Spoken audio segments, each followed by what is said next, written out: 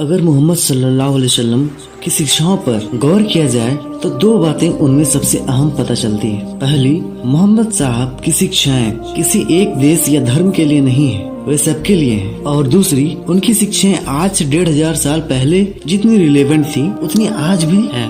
जीवन का कोई ऐसा पहलू नहीं जिसे बेहतर बनाने, अच्छाई को स्वीकार करने के लिए मोहम्मद साहब ने कोई संदेश न दिया। उनकी बातें इंसानों को सच की राह दिखाती है। अर्थशास्त्री भले ही ब्याज को मूलधन का किराया, शुल्क या कुछ और माने, लेकिन इस्लाम धर्म में ब्याज को अनुचित माना गया है।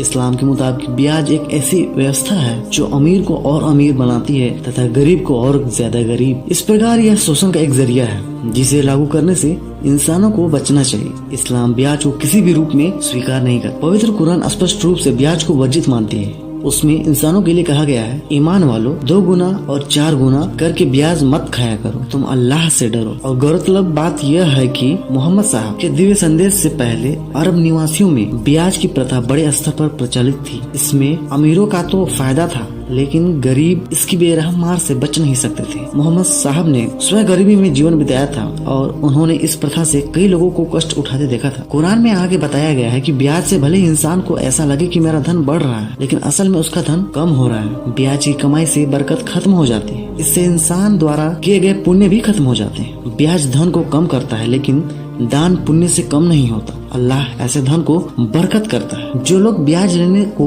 सही कारोबार साबित करने की कोशिश करते हैं और लोगों को भी यकीन दिलाते हैं कि ब्याज लेना उचित है, तो ऐसे लोग भी इसी प्रकार के शैतानी धोखे के शिकार हैं। जो लोग ब्याज खाते हैं उनके बारे में कहा गया है कि वे क़यामत के दिन खड़े नहीं हो सकेंगे, उसी तरह से जैसे किसी को शैतान ने छू कर पागल कर दिया हो। यह इसलिए क्योंकि वे ही कहा करते थे कि व्यापार भी तो ब्याज के समान ही है, जबकि अल्लाह ने व्यापार को वैध कहा है और ब्याज को पूरी तरह से अवैध। कुरान में संदेश दिया गया है, जो लोग इस हिदायत के बाद ब्याज लेना बंद कर देंगे उनका मामला अल्लाह को सुपुर्द है। लेकिन तमाम जानकारी के बाद भी जो नहीं संभला, जिसने ब्याज लेना जारी रखा, उसके लिए आगे नरकी जीवन है और कोई मुक्ति नहीं है। जो व्यक्ति ब्याज लेता रहा क्योंकि उसे जानकारी नहीं थी, लेकिन अब वह यह बात समझ चुका है, उसके लिए कुरान का संदेश है, अल्लाह से डरो और जो कुछ भी ब्याज में शेष रह गया है उसे छोड़ दो, यदि तुम सच्चे दिल से ईमान रखते हो। यदि तुम तौबा कर लो तो तुम्हारे लिए तुम्हारे मूलधन वैध है। न तुम खुद जुल्म करो और न तुम पर जुल्म किया जाएगा। अगर तुम्हारे पास धन हो तो जरूरतमंद लोगों को कर्ज दो, उन्हें वापसी के लिए इतना समय दो कि कर्जदार इंसान उसे आसानी से लौटा सके। किसी वास्तविक व मजबूरी से